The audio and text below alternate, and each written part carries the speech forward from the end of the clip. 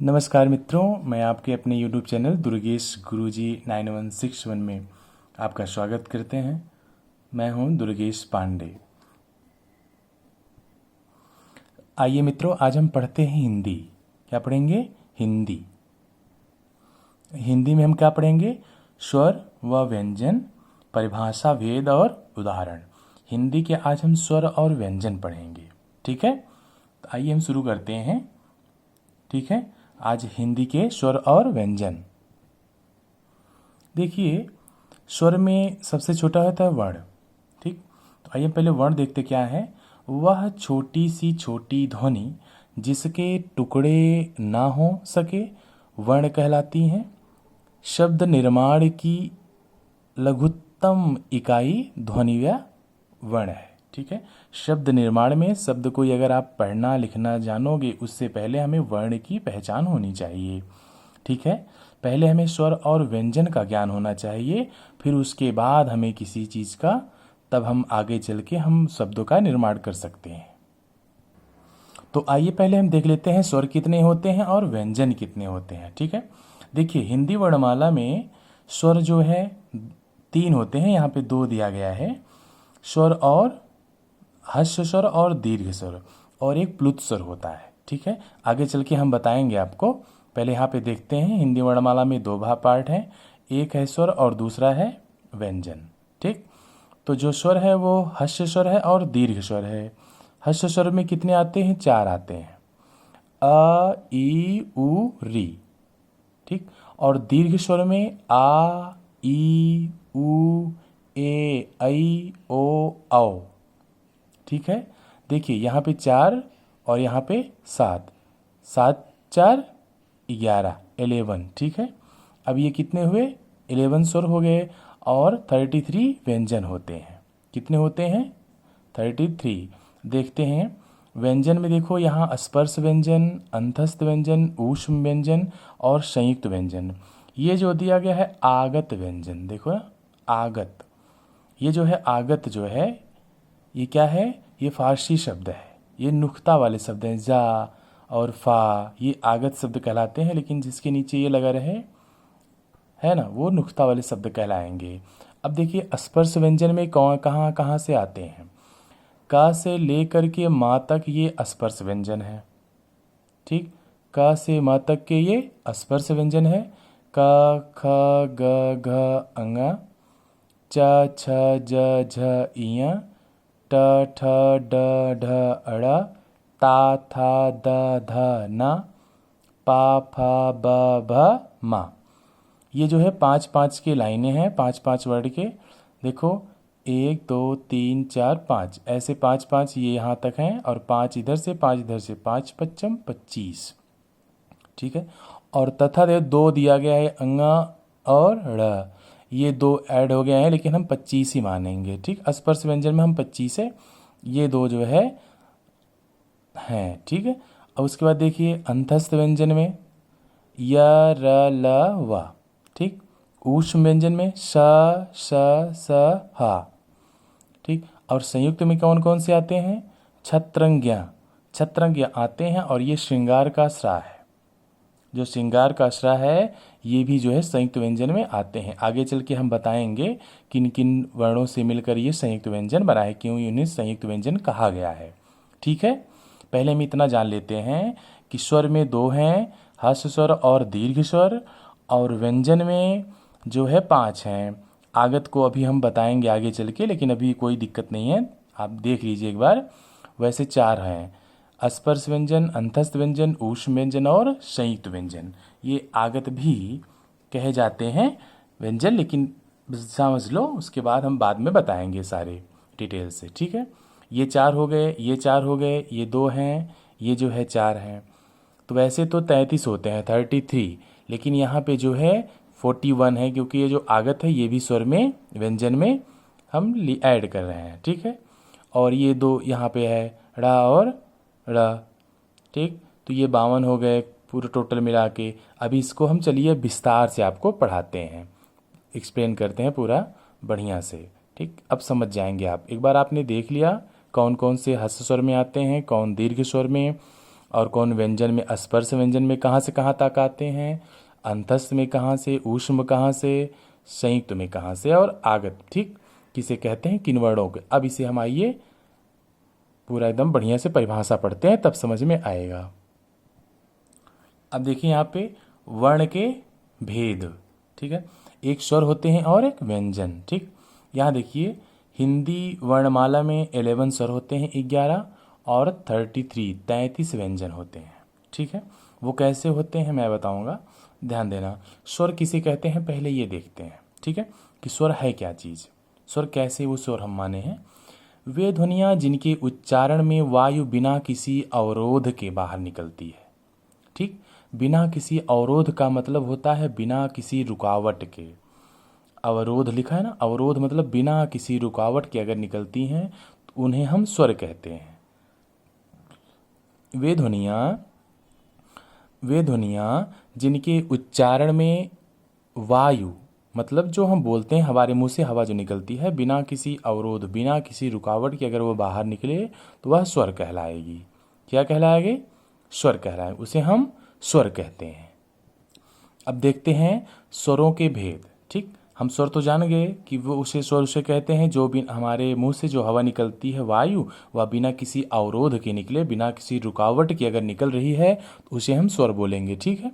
अब देखते हैं स्वरों के स्वर कितने भेद होते हैं।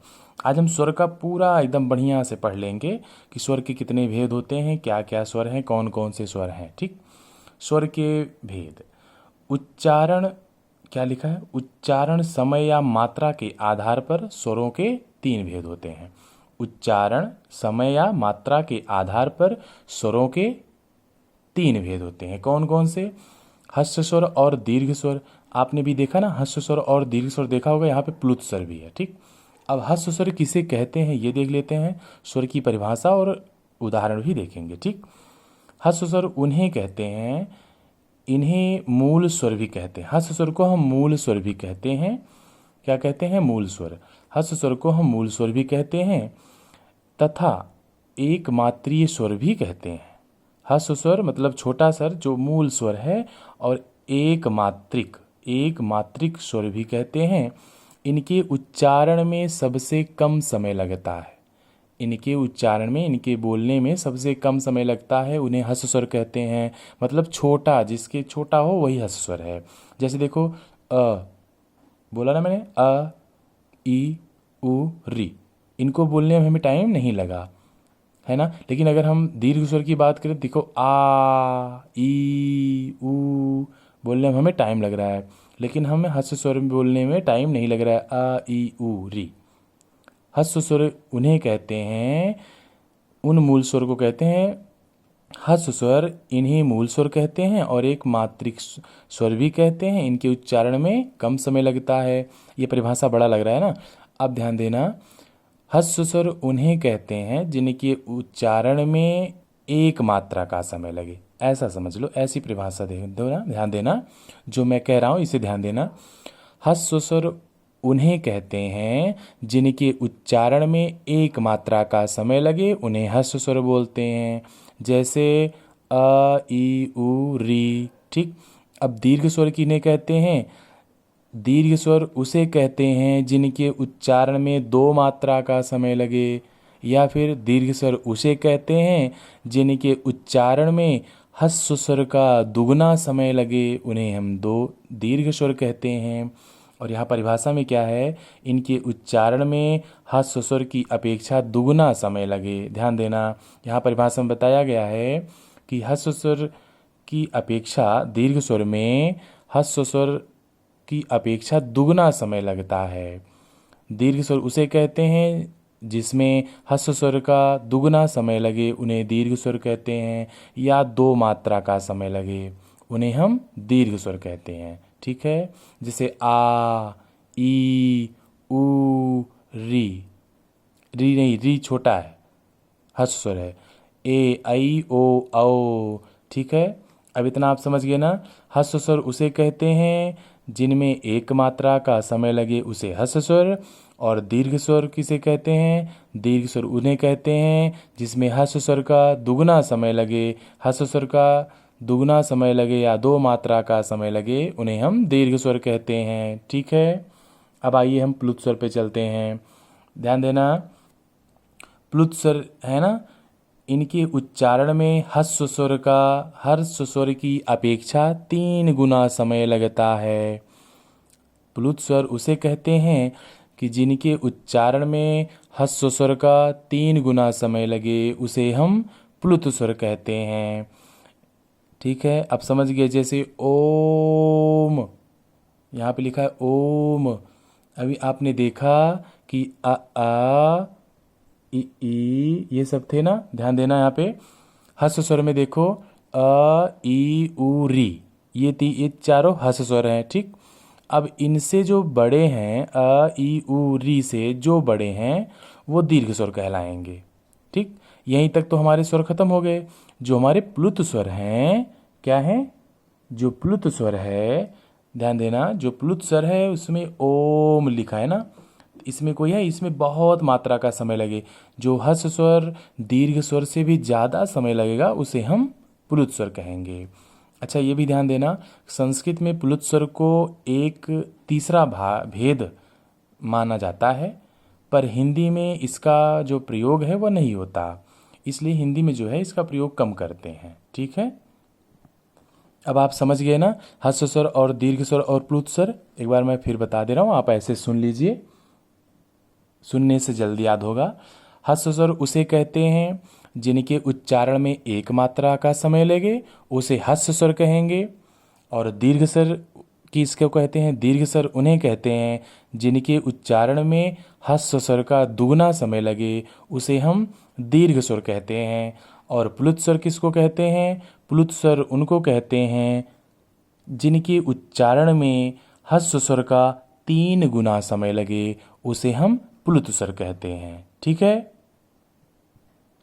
चलो ठीक है, अब आपने देख लिया ना अग्र स्वर, हस्व स्वर, दीर्घ स्वर और प्लुत स्वर। आइए हम आज पूरा स्वर ही पढ़ते हैं। अब देखिए प्रयत्न के आधार पर स्वर कितने होते हैं। ठीक है, प्रयत्न के आधार पर, जीभ के प्रयत्न के आधार पर स्वर के 3 भेद होते हैं।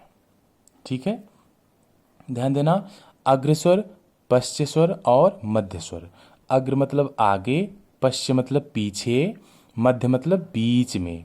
ठीक है, अग्र मतलब आगे का भाग रहेगा, पश्च मतलब पीछे का भाग, और मध्य मतलब बीच के भाग के। उनके स्वर हम पहचानते हैं कैसे होते हैं। अब देखो अग्र स्वर किसको कहते हैं, जिन स्वरों के उच्चारण में जीभ का अगला भाग, अगला मतलब आगे का भाग, ला एकदम ऊपर का पहले वाला, जो जीभ के आपके पहले का भाग है वो भाग ऊपर नीचे उठता है। जिन स्वरों के उच्चारण में जीभ का अगला भाग मतलब आगे का भाग ऊपर नीचे उठता है, उसे क्या कहते हैं, अग्र स्वर कहते हैं। जैसे ई ई ए बोल रहा है ना, देखो उठ रहा है ना आगे, ई ए, ये अग्र स्वर हो गए। और पश्च स्वर मतलब पीछे के भाग, ध्यान देना, पश्च स्वर किसे कहते हैं, जिन स्वरों के उच्चारण में जीभ का पिछला भाग सामान्य स्थिति में उठता है। सामान्य स्थिति मतलब नॉर्मल, सिंपल, एकदम ज़्यादा ना उठे ना ज़्यादा बैठे। ठीक, एकदम नॉर्मल स्थिति में जिन स्वरों के उच्चारण में जीभ का पिछला भाग सामान्य स्थिति में उठता है, उसे हम क्या कहते हैं, पश्च स्वर कहते हैं। ठीक है, जैसे ओ, उ, ओ, आओ तथा आ। ठीक है ना, ओ पीछे वाला भाग ध्यान देना, ओ ऊ। देखो पीछे का भाग अपने जीभ का जो पिछला भाग है, आप टंग, आपकी जुबान जो जीभ है आपकी, उसकी पीछे की भाग देखो, ऊ कर रहे हो ना, हल्का सा हो रहा है ना, हल्का सा पिछला भाग सामान्य स्थिति में उठता है ना, ऊ ओ आ। तो क्या हो रहा है, ये पश्च स्वर हो गया। ये अग्रस्वर, अग्रस्वर उसको कहते हैं जिनके उच्चारण में जीभ का अगला भाग, आगे का भाग थोड़ा सा जो है ऊपर नीचे अगर हो तो जान लीजिए वो क्या हैं, अग्रस्वर हैं। और पश्च स्वर जिनके उच्चारण में जीभ, हमारा जीभ का पिछला भाग ऊपर उठता है, उसे हम पश्च स्वर बोलते हैं। ठीक है, अब आइए मध्य स्वर पे। किस पे? मध्य स्वर। ध्यान देना, मध्य स्वर किसको कहते हैं? हिंदी में आ। ध्यान देना, हिंदी में आ मतलब बीच में। मध्य का मतलब होता है बीच। मध्य का मतलब बीच में। हिंदी में आ स्वर केंद्रीय स्वर है। केंद्रीय मतलब बीच में, केंद्रित है। इनके उच्चारण में जीभ का, इनके उच्चारण में जीभ का मध्य भाग थोड़ा सा ऊपर उठता है। बस एक ही है, मध्य स्वर सिर्फ एक है। कौन? आ। वो जो भी छोटा आ, ध्यान देना, मध्य स्वर उसको कहते हैं, बस कुछ नहीं, इसकी परिभाषा ही नहीं रटनी है। मध्य स्वर उसको कहते हैं किसको? अ। वो मध्य स्वर है। ना ही इसे आगे वाली जीभ उठेगी और ना ही पीछे वाली उठेगी, ये मध्य स्वर है। ठीक, ये मध्य स्वर कहलाएंगे। आ अगर कहीं आ गया, आ कौन सा स्वर है? मध्य स्वर है। ठीक है, अब देखिए मुखाकृति के आधार पर स्वर को, आज हम स्वर के सारे पाठ आप पढ़ लेंगे, स्वर को अच्छे से समझ लेंगे। मुखाकृति के आधार पर क्या? मुखाकृति के आधार पर स्वर को हम समझेंगे। ध्यान देना, मुखाकृति यहाँ लिखा है, मुखाकृति के आधार पर, मुखाकृति के आधार पर स्वर चार होते हैं। स्वर के चार भेद होते हैं। एक होता है समवृत, संवृत, दूसरा अर्ध समवृत, समवृत, अर्ध समवृत और विवृत, अर्ध विवृत। ठीक है ना, तो हम पहले देखते हैं समवृत। ठीक, मुखाकृति के आधार पर स्वर चार होते हैं। कौन? पहला कौन है? समवृत। ठीक, वे स्वर जिनके उच्चारण में मुख बहुत कम खुलता है। ध्यान देना, समवृत किसे कहते हैं? समवृत स्वर किसे कहते हैं? वे स्वर जिनके उच्चारण में मुख बहुत कम खुलता है। मुख, हमारा जो मुंह है वो बहुत कम खुलता है, कम खुले तो वह जो है समवृत है, समवृत। ठीक है, कैसे? जैसे ई, ऊ बोल रहे हो ना, ई ऊ। मुंह हमारा खुल रहा है? नहीं खुल रहा ना, छोटा सा हमने मुंह का गोला किया, छोटा सा करके हमने निकाला है ई ऊ। वे स्वर जिनके उच्चारण में मुख बहुत कम खुले वो समवृत है। और अर्ध, अर्ध समवृत देखिए क्या है? वे स्वर जिनके उच्चारण में मुख समवृत की अपेक्षा कुछ अधिक खुले, पहले की अपेक्षा कुछ ज़्यादा खुले। ध्यान देना, अब ऐसे याद कर लो, समवृत स्वर उसे कहते हैं, वे स्वर जिनके उच्चारण में मुख बहुत कम खुलता है उसे समवृत स्वर कहते हैं। पहला समवृत और दूसरा अर्ध, क्या है? अर्ध समवृत। वे स्वर जिनके उच्चारण में मुख समवृत की अपेक्षा कुछ अधिक खुलता है, ज़्यादा खुलता है, उसे हम अर्ध समवृत स्वर कहते हैं। जैसे ए औ, ए ओ नहीं सॉरी, ए ओ। ठीक है, ए ओ थोड़ा सा खुल रहा है ना, ठीक, हल्का सा देखो, उसकी अपेक्षा कुछ ज़्यादा खुल रहा है। ए ओ खुल रहा है। अब ध्यान देना, विवृत में, विवृत स्वर में जिन स्वरों के उच्चारण में मुख पूरा खुलता है। विवृत स्वर में जिन स्वरों के उच्चारण में मुख पूरा खुल जाए। आ, आपने बोला ना आ, तो क्या हो गया? आ मतलब पूरा खुल रहा है। विवृत में पूरा खुल रहा है, जिन स्वरों के उच्चारण में मुख पूरा खुलता है उसे क्या बोलेंगे? विवृत स्वर, विवृत। ठीक, अब अर्ध विवृत में जिन स्वरों के उच्चारण में मुख आधा खुलता है। ध्यान देना, विवृत में जिन स्वरों के उच्चारण में मुख पूरा हमारा खुल जाए, आ, हम मुंह बांध हैं अपना पूरा आ, लेकिन जिन स्वरों के उच्चारण में मुख थोड़ा आधा ही खुले, हमारा आधा ही मुख खोलो, उसे क्या बोलेंगे? अर्ध समवृत। अर्ध मतलब आधा, विवृत मतलब पूरा हो गया, अर्ध मतलब अर्ध लग गया ना, अर्ध मतलब आधा। आधा विवृत, आधा खुले, जिन स्वरों के उच्चारण में मुख आधा खुले, जैसे अ, ए ओ, आ, ए आओ। क्या हो गया? हमारा मुंह आधा खुल रहा है ना। अब ध्यान देना, ओष्ठाकृति के आधार पर स्वर तीन होते हैं। कितने होते हैं? ओष्ठाकृति के आधार पर स्वर जो है 3 होते हैं। ध्यान देना, ओष्ठाकृति, ओष्ठाकृति के आधार पर स्वर 3 हैं। कौन कौन से? वृत्ताकार, अवृत्ताकार, वृत्ताकार, वृत्ता मतलब गोला है ना, वृत्त मतलब गोला है ना, सर्किल, गोला, और अवृत्ताकार, और तीसरा क्या है? उदासीन। ठीक है, तीसरा क्या है? उदासीन। ठीक है, तो आइए हम पहले शुरू से पढ़ते हैं, वृत्ताकार, अवृत्ताकार। ठीक है, देखो लिखा है वृत्ताकार, जिनके उच्चारण में होठों की आवृत्ति, मतलब हमारे होठों की, जो हमारे मोट जुबान है, इसके जो साइड में होठ है, हमारे होठ की जो आवृत्ति है, मतलब होठ जो हमारी है उसका जो आवृत्ति है वृत्त के समान बनती हो। वृत्त मतलब गोला, जो हमारे होठ हैं वह जो है गोले के समान, एक गोला सर्किल बनाए। वृत्ताकार का मतलब जिनके उच्चारण में, जिसके हमारे बोलने में होठ हमारे जो है एक गोला, एक सर्किल बनाए, समान सर्किल की तरह समाल बने, तो उसे हम ओ औ कहते हैं। अगर कोई बोले कि वृत्ताकार स्वर किसे कहते हैं, तो आपको बताना है वृत्ता स्वर, उसे वृत्ताकार स्वर उसे कहते हैं जिनके उच्चारण में हमारे होंठ जो है सर्किल बनाए, गोला बनाए, गोला के समान बने, वह जो है वृत्ताकार स्वर कहलाते हैं। पूछे कैसे? एग्जाम्पल में आप बताना कि ऊ ओ आओ, बोलो ऊ, मेरे साथ बोलो ऊ ओ आओ। मुँह गोला बना रहा है ना, मुंह जो है गोला बना रहा है, वृत्ताकार बना रहा है। और अर्धवृत्ताकार, अब इसको देखते हैं, जिनके उच्चारण में होठों की आवृत्ति अर्धवृत्ताकार होती है, मतलब आधा हो, पूरा वृत्ताकार ना हो, पूरा गोला ना बनाए, पूरा सर्किल ना बनाए, उसे अर्धवृत्त कहते हैं। ठीक है, कैसे? ई ए देखो पूरा बन रहा है, छोटा सा बन रहा है, थोड़ा सा ना, ई ए। तो कोई पूछे आपसे कि अर्धवृत्ताकार स्वर किसे कहते हैं, तो आपको तुरंत बताना है कि जिनके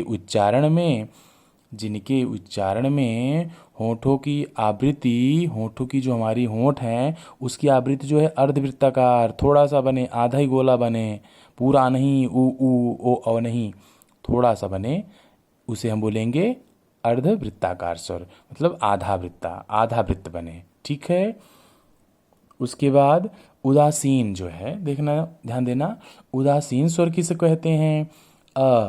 एक ही है ना, आ, देखो छोटा आ, उदासीन उसे कहते हैं अ स्वर के उच्चारण में होठ उदासीन रहते हैं। उदासीन मतलब उदास, जैसे लगे कोई बोले क्या कर रहे हो, अरे भाई उदास हो क्या? नहीं, मतलब देखो एग्जाम्पल में कह रहा है ना, मतलब स्वर के उच्चारण में होठ उदासीन है, बोलने में कोई खुशी नहीं है, कोई वो नहीं है, सब गम ही गम है। जैसे कोई बोले क्या कर रहे हो, बोले धीरे से बोले मतलब कोई कोई आपके होठ पर कोई आवृत्ति, कोई एक्टिविटी नहीं होगी, बस बोलेगा का मतलब उदासीन हो क्या, बहुत धीरे से बोल रहे हो। आ बोल रहे ना, स्वर के उच्चारण में होठ जो है एकदम उदासीन है, उदासीन में नाराज है, उदास है। स्वर अंग्रेजी में हिंदी में आया है, ये क्या है? जो है, यह जो है अंग्रेजी का स्वर है। किसके स्वर हैं? अंग्रेजी के, ये हिंदी में आया है। ठीक है, स्वर अंग्रेजी से हिंदी में आ गए हैं, ये कभी कहीं आते हैं और आते नहीं, ठीक है, आज हमने स्वर का सारा पूरा पढ़ लिया सब कुछ। ठीक है, अब कोई पूछेगा आप तुरंत बता दोगे ना? Very good. आज हम स्वर पढ़ेंगे, नेक्स्ट क्लास में हम व्यंजन पढ़ेंगे। ठीक है, देखिए, वृत्ताकार, अवृत्ताकार, फिर विवृत स्वर, अर्धविवृत स्वर, फिर अर्ध समृद्ध, समृद्ध, मध्य स्वर, पश्च स्वर, अग्र स्वर, फिर प्लुत स्वर, दीर्घ स्वर, हस स्वर। स्वर के पहले 3 भेद हैं, स्वर के भेद हस स्वर, दीर्घ स्वर और प्लुत स्वर। ठीक है, उसके बाद प्रयत्न के आधार पर स्वर तीन होते हैं अग्र स्वर, पश्च स्वर और मध्य स्वर। ठीक है। और मुखाकृति के आधार पर चार स्वर हैं, संवृत स्वर, अर्धसंवृत, विवृत, अर्धविवृत। ठीक है। अब ओष्ठाकृति के आधार पर तीन हैं, वृत्ताकार, अवृत्ताकार और उदासीन। ठीक है। Okay, good. धन्यवाद मित्रों, थैंक यू सो मच। आपने देखा वीडियो, और मैं आशा करता हूँ कि आप जो है स्वर को आप नहीं भूलेंगे। ठीक है। और चैनल को लाइक करके सब्सक्राइब कर दीजिए please. Thank you so much.